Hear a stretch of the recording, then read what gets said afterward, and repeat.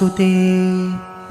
नमस्ते गरुडारूढे कोलासुरभयङ्करी सर्वपापहरे देवी महालक्ष्मी नमोऽस्तुते।